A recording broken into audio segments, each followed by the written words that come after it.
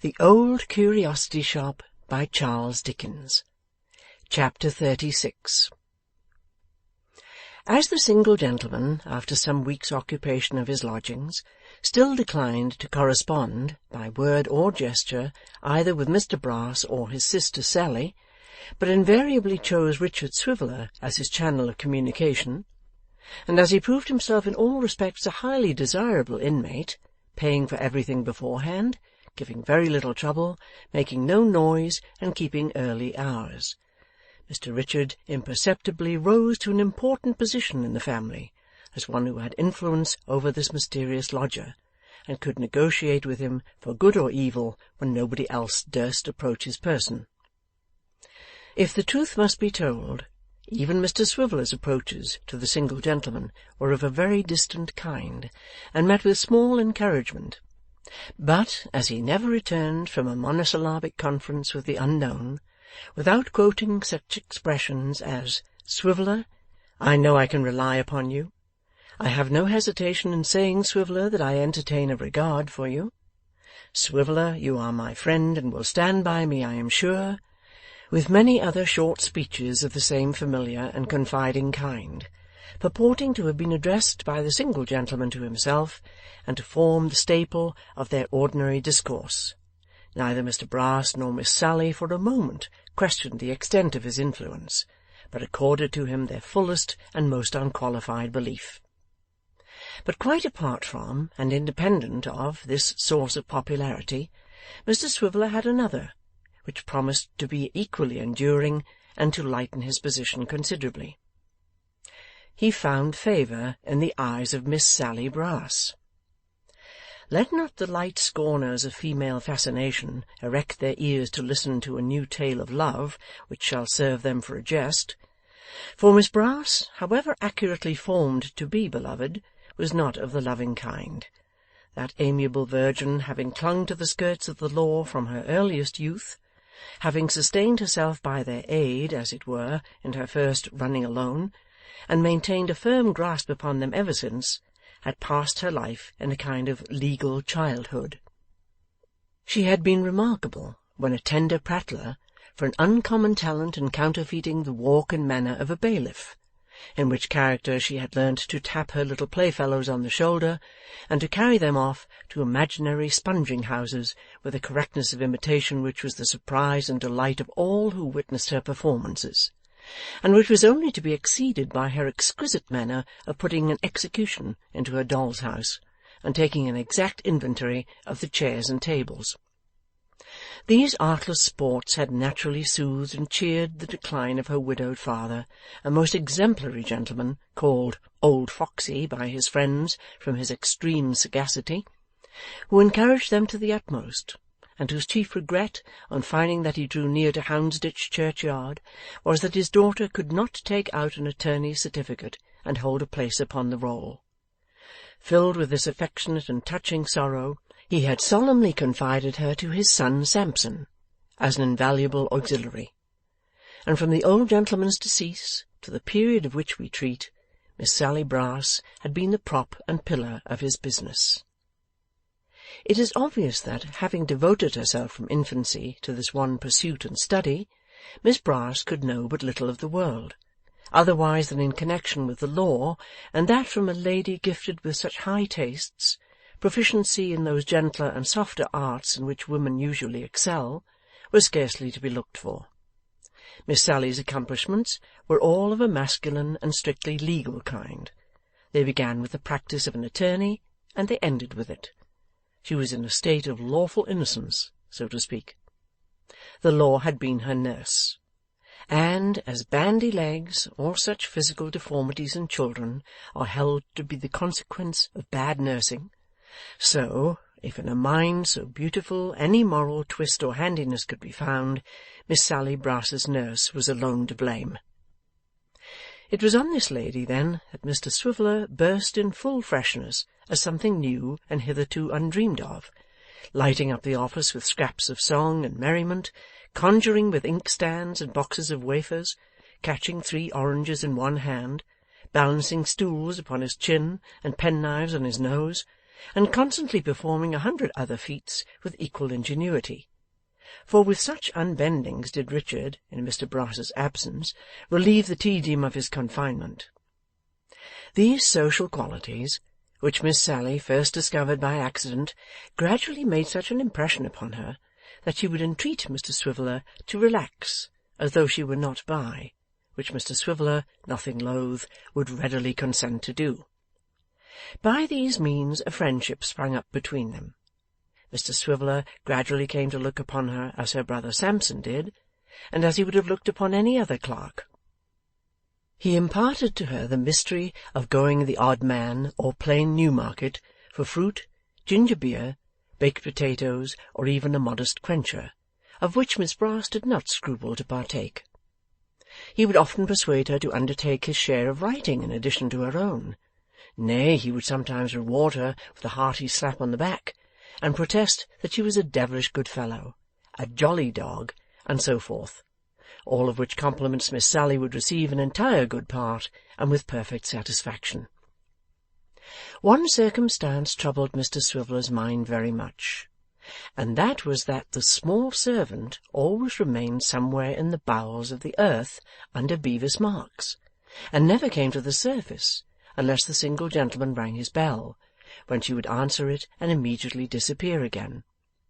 She never went out, or came into the office, or had a clean face, or took off the coarse apron, or looked out of any one of the windows, or stood at the street door for a breath of air, or had any rest or enjoyment whatever. Nobody ever came to see her, nobody spoke of her, nobody cared about her. Mr Brass had said once that he believed she was a love-child, which means anything but a child of love, and that was all the information Richard Swiveller could obtain. "It's of no use asking the dragon," thought Dick one day, as he sat contemplating the features of Miss Sally Brass. "I suspect if I asked any questions on that head, our alliance would be at an end. I wonder whether she is a dragon by the by, or something in the mermaid way. She has rather a scaly appearance, but mermaids are fond of looking at themselves in the glass, which she can't be, and they have a habit of combing their hair, which she hasn't. No, she's a dragon." "Where are you going, old fellow?" said Dick aloud, as Miss Sally wiped her pen as usual on the green dress and uprose from her seat. "To dinner," answered the dragon. "To dinner?" thought Dick. "That's another circumstance. I don't believe that small servant ever has anything to eat." "Sammy won't be home," said Miss Brass. "Stop till I come back. I shan't be long." Dick nodded and followed Miss Brass, with his eyes to the door, and with his ears to a little back parlour, where she and her brother took their meals. "Now," said Dick, walking up and down with his hands in his pockets, "I'd give something, if I had it, to know how they use that child, and where they keep her. My mother must have been a very inquisitive woman. I have no doubt I'm marked with a note of interrogation somewhere. My feelings I smother, but thou hast been the cause of this anguish, my—" "Upon my word," said Mr Swiveller, checking himself and falling thoughtfully into the client's chair, "I should like to know how they use her." After running on in this way for some time, Mr Swiveller softly opened the office door, with the intention of darting across the street for a glass of the mild porter. At that moment he caught a parting glimpse of the brown headdress of Miss Brass flitting down the kitchen stairs. "And by Jove," thought Dick, "she's a-going to feed the small servant. Now or never." First peeping over the handrail, and allowing the headdress to disappear in the darkness below, he groped his way down, and arrived at the door of a back kitchen immediately after Miss Brass had entered the same, bearing in her hand a cold leg of mutton. It was a very dark, miserable place, very low and very damp, the walls disfigured by 1,000 rents and blotches. The water was trickling out of a leaky butt, and a most wretched cat was lapping up the drops with the sickly eagerness of starvation. The grate, which was a wide one, was wound and screwed up tight, so as to hold no more than a little thin sandwich of fire. Everything was locked up. The coal cellar, the candle box, the salt box, the meat safe, were all padlocked. There was nothing that a beetle could have lunched upon. The pinched and meagre aspect of the place would have killed a chameleon. He would have known, at the first mouthful, that the air was not eatable, and must have given up the ghost in despair. The small servant stood with humility in presence of Miss Sally, and hung her head. "Are you there?" said Miss Sally.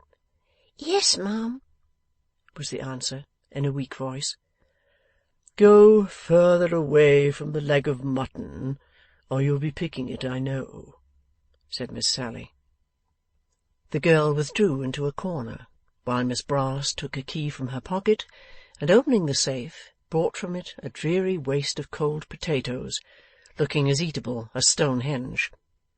This she placed before the small servant, ordering her to sit down before it, and then, taking up a great carving knife, made a mighty show of sharpening it upon the carving fork.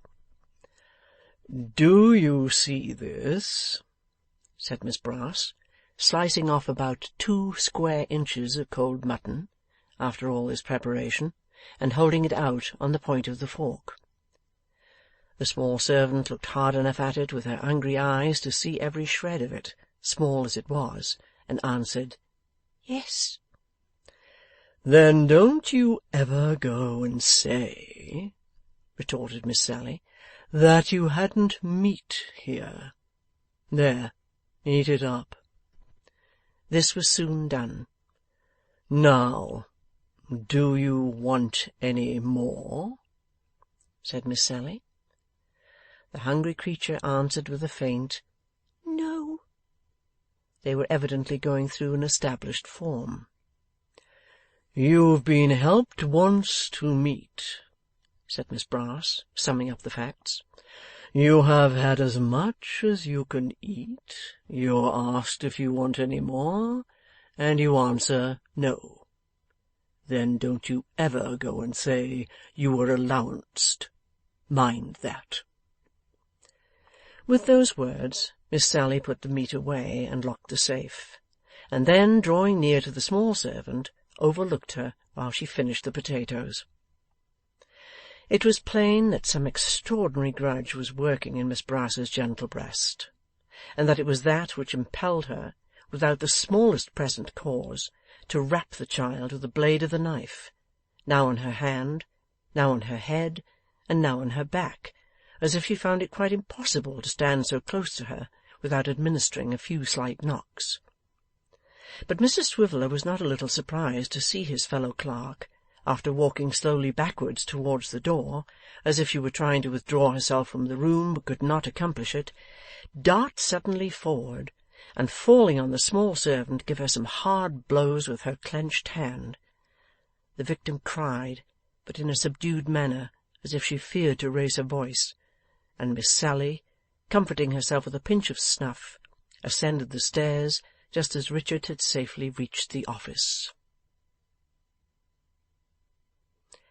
Chapter 36